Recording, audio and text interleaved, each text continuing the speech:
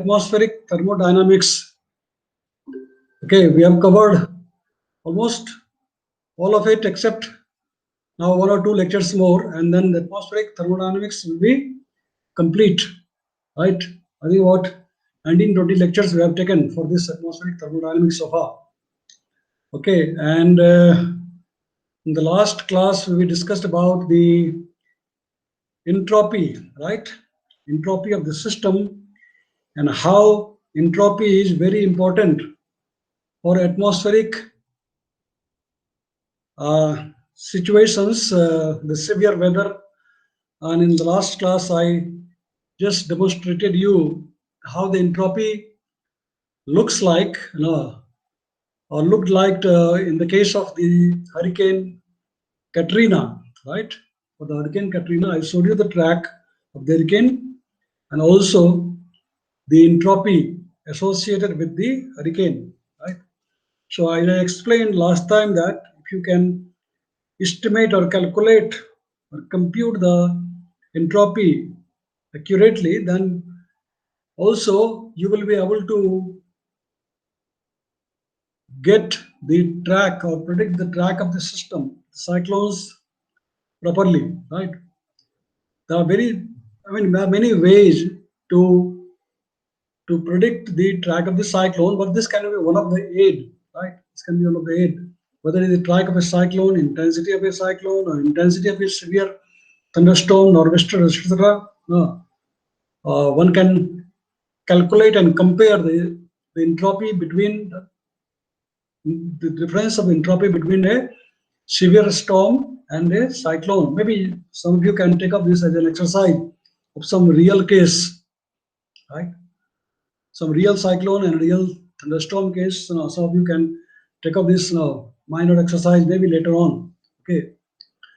Now, in today's class, we are going to discuss about the Clausius-Clapeyron equation, right? The Clausius-Clapeyron equation that you have studied also in your BSc is very important because it provides the relationship between the saturation vapor pressure with temperature, right? The dependence of saturation vapor pressure with temperature, which is very important, right? As you know that in the winter season, the saturation reaches very quickly, especially in the morning you find the fog. Nowadays, of course, those who are living in the south, Kerala or Tamil Nadu, probably you are enjoying the weather, warm weather, right? But here in Rajasthan and in Delhi, the weather is so cold. You might have seen the news in the television that yesterday there was a rain Yes, sir. in the Delhi, and today also there is a forecast for today and tomorrow. The entire northern part of India is in the grip of very severe cold wave. A lot of snowfall has occurred in the Jammu and Kashmir region and Himachal Pradesh, right? And there is a forecast for the hailstorms in Delhi, Haryana, Punjab, etc. Right? So all these things, they are happening because of what? Have you any idea? Do you have any idea why all these things are happening? Yes or no? Tell me. Everybody is silent. Some general knowledge question. Why all this cold wave situation? Why snowfall in Jammu and Kashmir? Why so much of rainfall in Delhi and in Rajasthan and the university for last 2-3 days? Every morning they are finding the fog. Sir, due to Earth rotation. Due to Earth rotation. Earth rotation. Okay, Earth is Yes, sir. rotating every day, right? Yes, sir. Yeah, Earth is rotating every day, but why only last 2-3 days? So much of changes in the weather. The weather has become so cold in the northern part of India. Do you watch television news? Yes or no? Yes, sir. Yeah. So in nowadays, even the media has become very much aware of meteorology. The media people have become very aware of the meteorology because whenever such kind of things occur, a sudden change in the weather or some system, immediately the India Meteorological Department, the IMD, the Mosam Vigyan Vibhag, all television channel people, they will just go there and start discussing, talking with the scientists working there. Sir, what is the reason for all this kind of weather? And also the same thing they telecast in the news clips. So whenever something happens, some people they will just immediately say that it's all happening because of the climate change, right? Whatever happens, they will just blame it on the climate change, right? Yes, sir. Yeah, but that is not correct. Everything is not because of the climate change, right? There are certain things which are transient nature of the atmosphere, right? The atmosphere is like a transient fluid, right? Continuously evolving, changing, and especially whenever there is such kind of weather in the winter season, I think nowadays everybody knows. They immediately somebody says it is because of El Nino. That's not correct. El Nino is totally different. You have heard of the El Nino, right? El Nino? Have you heard? Yes or no? Nobody has heard of the El Yes, Nino? yes, sir. Yes, You sir. have heard, right? Yeah, El Nino. But that's not correct. Is this kind of changes or no sudden evolution of the weather is not because of the El Nino, right? You must have heard in the media, news, etc., about the Western disturbance. Have you heard about that? Western Yes, Yes, disturbance. sir. Yeah, WD. In brief, in acronym, they say WD, Western disturbance. These kind of sudden changes in the weather is because of the WD, Western disturbance, right? And even the television news readers also, they immediately they will say ki some Western disturbance has come up. And as the name implies, Western disturbance, this kind of disturbance in the atmosphere or in the weather is created by the systems coming from the West. As the name implies, Western disturbance. So this kind of sudden change in the weather occurs because of these systems which come from the West or travel from West to East. Have you been taught this Western disturbance in any of the subjects so far in this semester or not? No, sir. No, No, not sir. yet. Okay, not yet. Maybe you will be taught more in detail about the Western disturbances later on in some of the subjects. Okay, the fundamental subjects of the meteorology or atmospheric science. But in brief, as a quick knowledge, because now you are all the students of MSc and atmospheric science, so these kind of things, you have a brief idea. And as I said, the name implies Western disturbance means the system has come from the west to east. Actually, it originates somewhere in the Mediterranean Sea. It originates somewhere in the, you have heard about the Mediterranean Sea? Yes or no? Have you heard about Yes, the sir. Mediterranean Sea? Yeah, Yes, sir. geography, Yes, part of the Yes, knowledge sir. of geography, right? And in last time in one of the classes, I was trying to explain to you about the frontal systems, fronts. Do you remember that? When I was discussing in one of the classes about the fronts. Yes or no? Nobody remembers front. I discussed about the air massage. Do you remember? Air massage, warm air mass,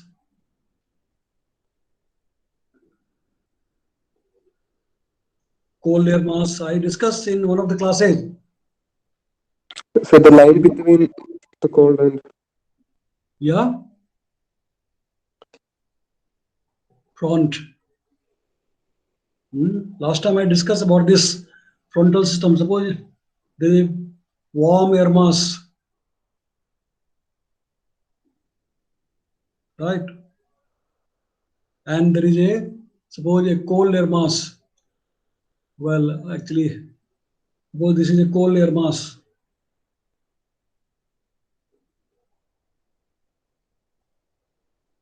And the system is moving So, like so this. the line separates between warm air and cold air mass. Yes, exactly. The boundary between the warm and cold air mass is called the front. Suppose if the warm air is taking over the cold air, then because warm air is lighter than the cold air, so it will try to ride over the cold air, right? And there will be a lot of weather because of that. Okay. So these kind of things occur over the Mediterranean Sea. As I said, Mediterranean Sea. Frontal systems, when they come over there, they form in terms of the large scale systems. Their scale can be about 1,000 kilometer. Approximately, their scale can be about 1,000 kilometer, right? So that system, when they move eastward from west to east, they pass over Afghanistan, Pakistan, then come to India. First, they approach the western part of India, Jammu and Kashmir, Rajasthan, right, Punjab, then come to Delhi, and they cause a lot of weather, the western disturbance, right?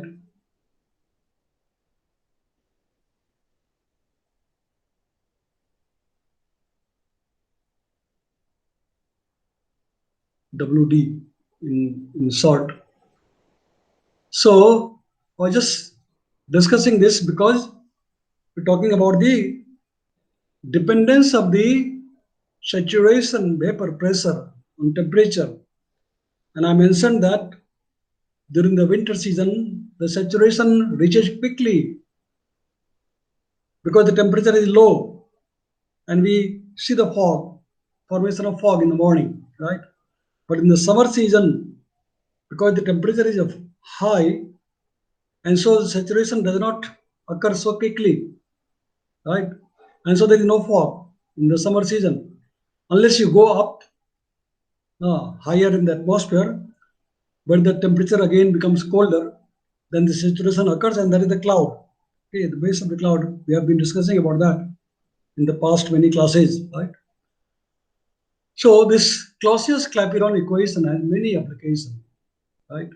In atmospheric science, in the cloud microphysics, cloud physics, etc. Right? And we shall discuss that in the frame of the Carnot cycle that we have discussed earlier, with reference to the Carnot cycle, okay, of atmospheric thermodynamics, the second law of thermodynamics, right?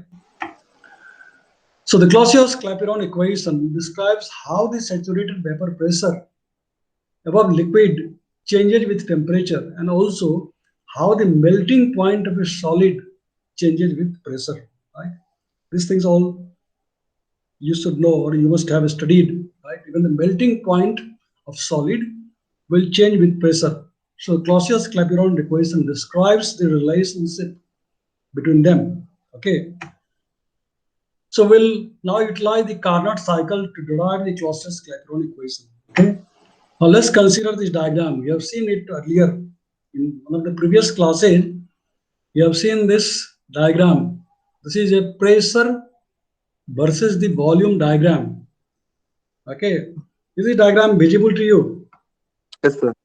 Yes, good. So as you can see, this is a pressure volume diagram, whereas on the right hand side, a similar diagram, which is a pressure temperature diagram. Okay. This is pressure temperature diagram. So here it is marked saturation vapor pressure. Okay, saturation vapor pressure, and this is the volume. Okay, so suppose if you are considering a substance at the point A, right? Now you can imagine that substance can be anything. It can be a air parcel. The substance can be an air parcel also, right? at the which has a saturation vapor pressure of ES minus DES. Let us say the air parcel or the substance has a saturation vapor pressure of ES minus DES. Okay. Let's say at the point A, where the temperature is T minus dT. At this temperature T minus dT, the saturation vapor pressure is ES minus DES for the air parcel. Okay. Now let us think that this air parcel is moved from this point A to this point B. Okay.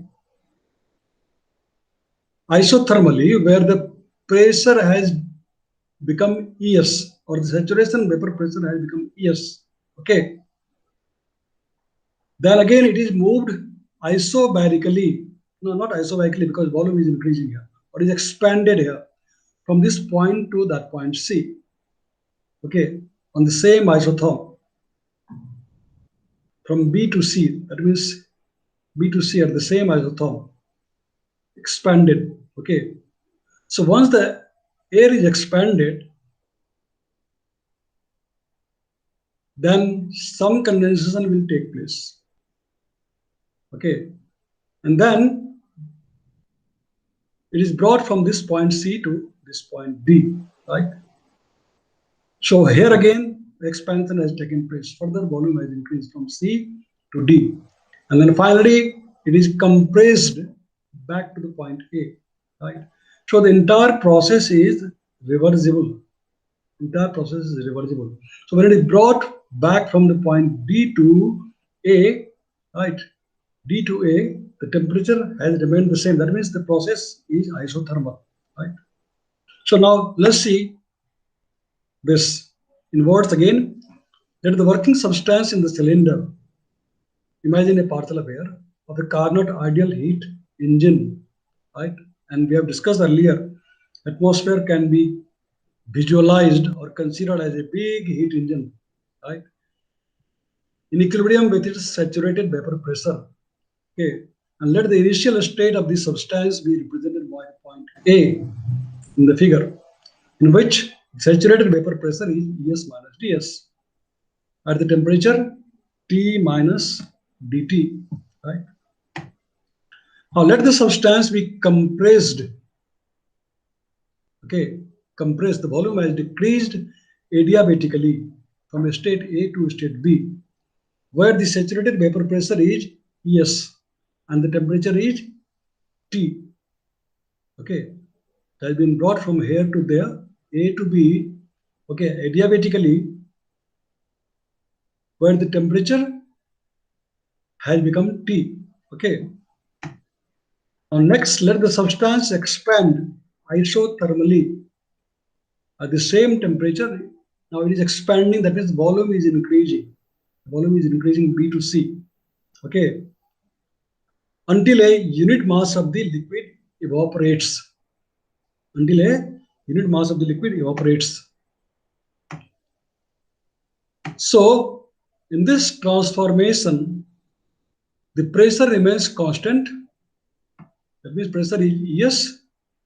The substance has come from B to C, okay, moved from B to C or expanded from B to C, but the pressure has remained the same, ES, okay, constant ES. And the, I mean, we should say rather than pressure, we should say saturation vapor pressure passes from state B to state C, okay.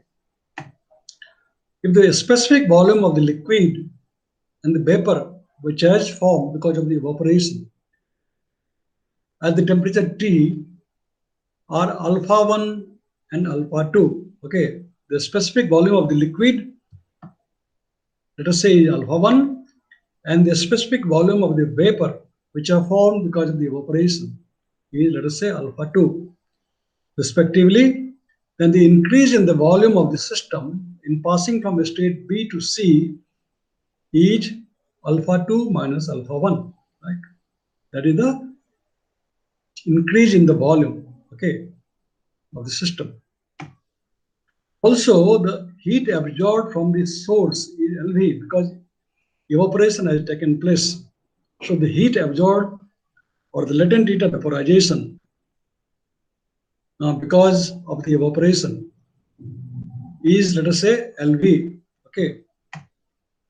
Next, a small adiabatic expansion is carried out from C to D, in which the temperature falls from T to T minus dt, and the pressure from ES to ES minus DES.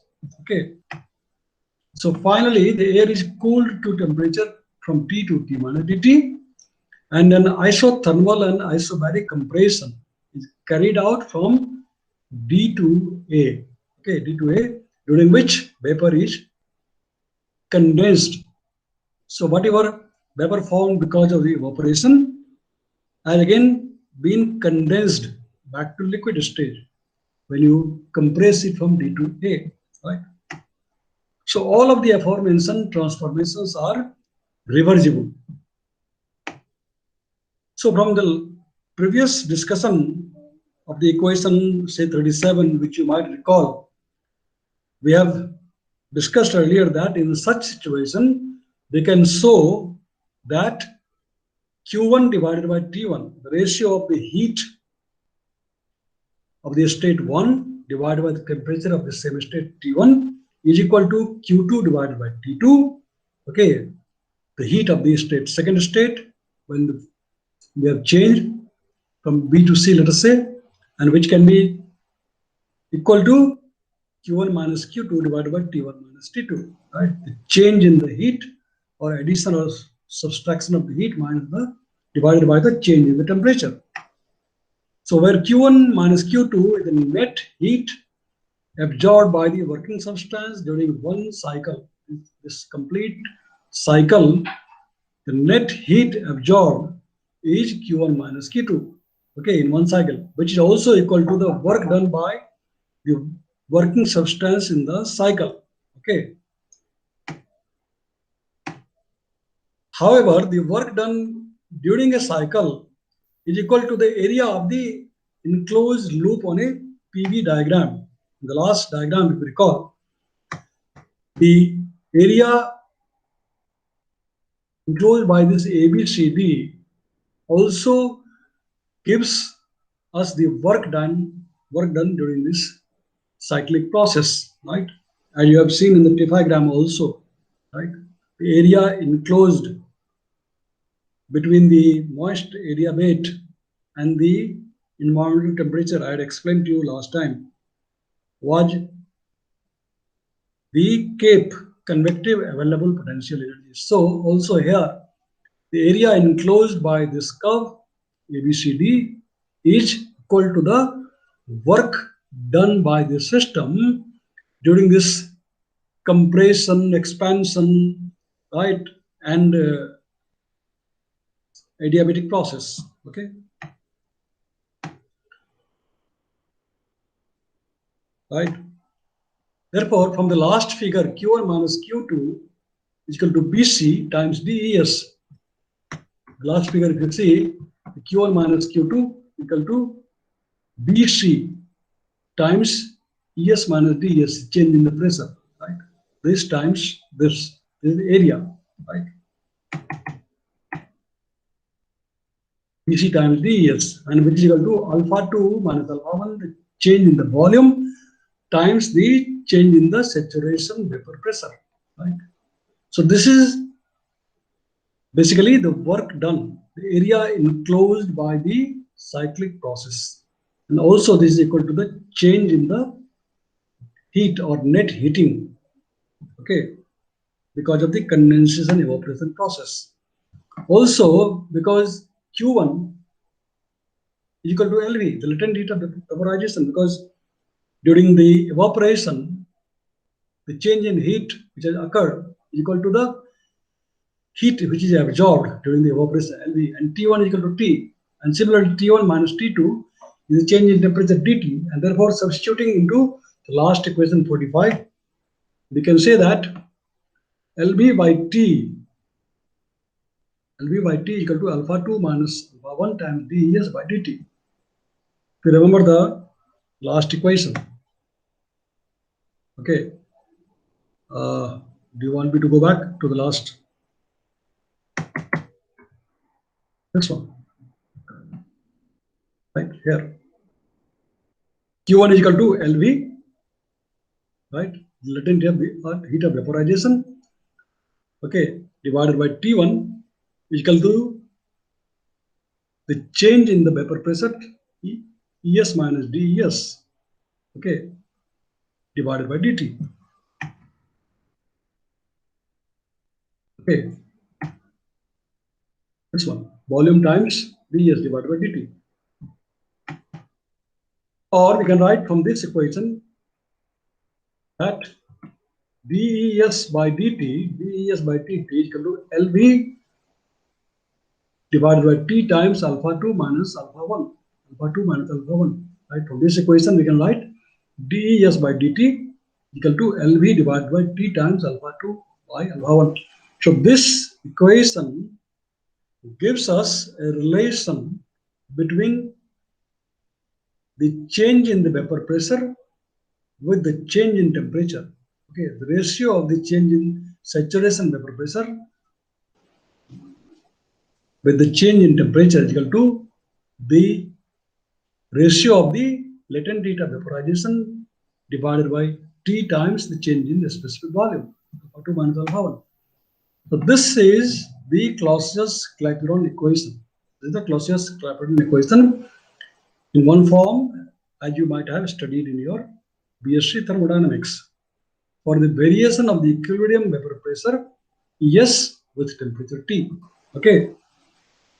This equation we shall further simplify and write into a usable form which is normally used for the calculation. Since the volume of a unit mass of vapor is very much greater than the volume of a unit mass of liquid.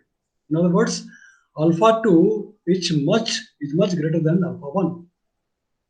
So we can write this equation approximately as dEs by dt equal to simply LV divided by T times alpha 2, right? Because alpha 2 is much greater than alpha 1. So we can write dEs by dt equal to alpha LV divided by T times alpha 2 approximately, right? More simplified than this one. Okay. Now, because alpha 2 is the specific volume of water vapor that is in equilibrium with water at temperature T, the pressure it exerts at temperature T is ES. And therefore, from the ideal gas equation for water vapor, we can write ES times alpha 2 is equal to RV times T, the ideal gas equation. PV is equal to RT, right? If you remember the ideal gas equation, PV is equal to RT, right? Where your pressure is the saturation vapor pressure. Okay, volume is alpha 2, RV is the gas constant for water vapor, and temperature, right? So if you substitute from this equation the value of alpha 2 in this equation, then we can write combining 47 and 48 and then substituting the value of RV. Further also we are going to substitute the gas constant of vapor, water vapor. We can write it as 1000 times R star divided by the mass of the water vapor, right? So if we substitute this, we can get 1 by ES dEs by dt is approximately equal to LV divided by RVT square, which is equal to LV times MW divided by 1000 R star T square. So this is another form of the Clausius-Clapeyron equation. Another form of the Clausius-Clapeyron equation, which tells us about the relationship between the change in the saturation vapor pressure with temperature. Okay. So this is a convenient form of the Clausius-Clapeyron equation. A convenient form of the Clausius-Clapeyron equation. Okay. We can further change into another way. Over a relatively small range of temperature of interest in the atmosphere, to a good approximation, the last equation can be applied in incremental form That is, we can write 1 over ES times delta ES by delta T is approximately equal to LV times MW divided by 1000 times R star T square. Okay, let's say this is equation 50. Now applying the last equation 49 to water substance and integrating from 273, okay, Kelvin to any temperature T. To integrate that, we can write integration, okay, of this one, DES by ES from vapor pressure ES at temperature 273 to any temperature T is equal to LV times MW divided by 1000 times R star. Integration from this temperature 273 to T dt. This delta T we have taken this side divided by T square. Right? Alternatively, because the saturation vapor pressure at 273 Kelvin approximately is equal to 6.11 hectopascal. This we had seen earlier. And LV, the latent heat of vaporization is 2.5 times 10 to the power 6 joules per kilogram. The molecular weight of water, okay, MW is 18.016 and R star is 8.3145 joules per Kelvin per molecule. The saturated vapor pressure of water, ES, in hectopascal at temperature T Kelvin is given by, after this integration, we can write this, the log of ES divided by 6.11 is equal to LV times MW divided by 1000 R star times 1 by 273 minus 1 by 2 T, and which can be approximately written as 5.42 times 10 to the power 3 times 1 by 273 minus 1 by T. So this is further convenient form to calculate the saturation vapor pressure at any temperature T. This expression you can utilize to calculate the saturation vapor pressure of a parcel of air at any temperature T, isn't it? If T is known, then you can compute the ES from this equation, isn't it? Easily, right? So this is about the Clausius-Clapeyron equation in the usable format. In future, in your other classes, or maybe when you are trying to compute the cloud microphysical parameters, right, in other subjects, cloud microphysics, etc., then you will see that there is a lot of application of this equation, right? Because so many types of microphysical processes occur within the clouds, right? And when there is change of a state from one phase to another, whether the water vapor is condensing into liquid water droplets or rain droplets inside the cloud, or the liquid water droplets are freezing, becoming ice or snow, right, inside the cloud, or when the ice or the soft snow flakes are circulated within the deep convective clouds along with the updrafts and downdrafts, right? There are changes of phases, and we need to calculate the vapor pressure, how much of, suppose, if in the cloud microphysics, as you have discussed earlier, suppose you have a cloud, a deep cumulonimbus cloud here, right, and you've got updrafts, strong updrafts, okay, you've got the cloud-based mass flux, and you've got the downdrafts, okay. which is diverging when it is coming to the ground.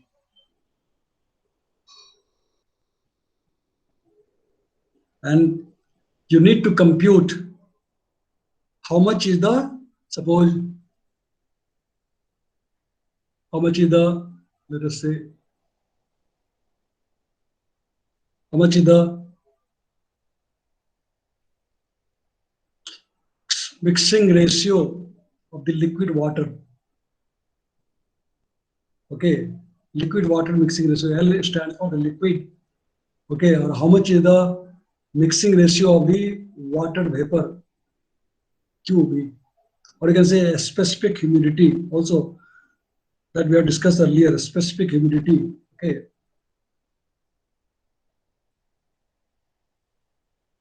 humidity.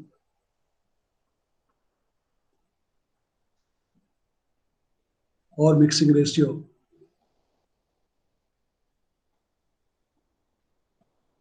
Okay, of liquid water or water vapor, or you can say rainwater. Rainwater.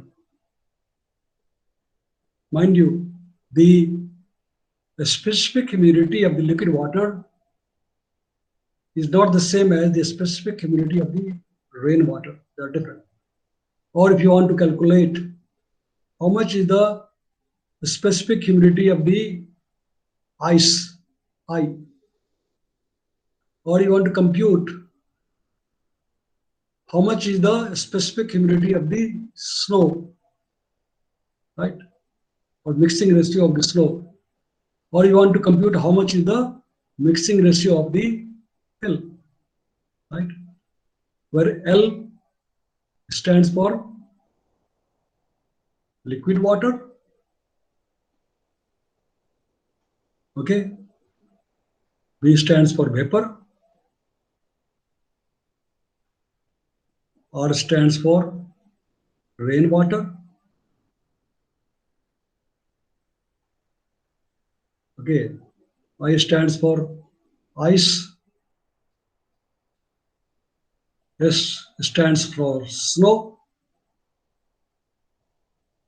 and H stands for hell. There is also another hydrometeor called grapple, QG, grapple.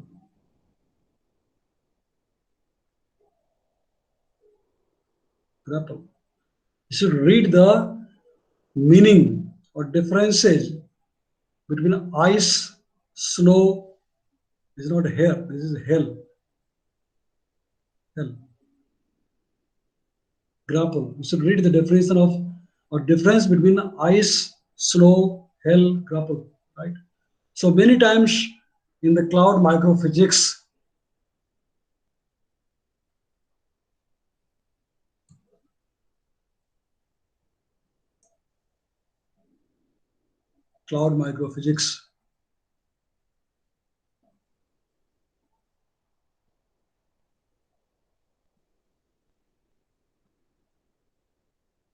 you need to compute or you need to know within this convective cloud, okay, how much is the liquid water, how much is the water vapor, what is the quantity of rainwater, what is the quantity of ice, what is the quantity of snow, how much is the hail, and how much is the grapple. And each time when the phase change is taking place, change of phase is taking place, there are a lot of things which are happening, a lot of physical processes, cloud macro physical processes which are occurring. There is a change in the temperature, there is a change in the water vapor pressure, right? Also the change in the air pressure, right? Change in the potential temperature, and so many things are happening. So for computing those things, you need this relationship. Okay, am I audible to all of you? Yes, sir. Yes. Okay, Yes, so sir. I'm audible and visible. Okay, right. So you need this relationship. You need this relationship. Okay. Log S divided by 6.11 is equal to 5.42 times 10 power 3, 1 by 273 minus 1 by t, right? To compute the saturation vapor pressure, right? And mind you, saturation vapor pressure depends upon with respect to what? Saturation vapor pressure with respect to what? With respect to water, or with respect to ice, or with respect to snow, etc. Because they're different, right? The saturation vapor pressure will be different with respect to what, right? Depending on we are talking with respect to what. So saturation vapor pressure will accordingly be different, right? So this is a very, very important relationship, okay, between the saturation vapor pressure with respect to temperature over water or over ice or over snow and so on, right? And these are very important things which you will have to learn, okay? And remember this definition also properly when you study in detail about the cloud microphysics in future, right? And now later on you will study about so many other processes that occurs inside the cloud, like Bardharan-Weinstein process, the formation of rain, okay, the formation of ice inside the cloud. So all those things, for all those things, you will have to learn these processes. Or you will have to know, understand the definition of the differences between these things. Okay. So I think for today it is enough, right? And tomorrow we shall conclude the second law of thermodynamics. All right. It's already 1:40 today, right? So tomorrow we shall study about the generalized statement of the second law of thermodynamics. And with that, we shall complete the atmospheric thermodynamics section of this subject. Okay. So is that okay? Any question for today?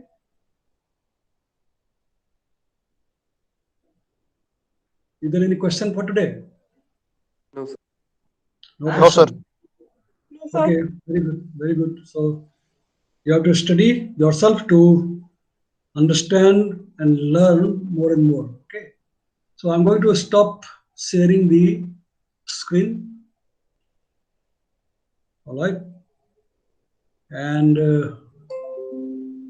I see that we have got 12 students only, still 3 are missing, or 2 are missing, other one has dropped out, so 2 are missing.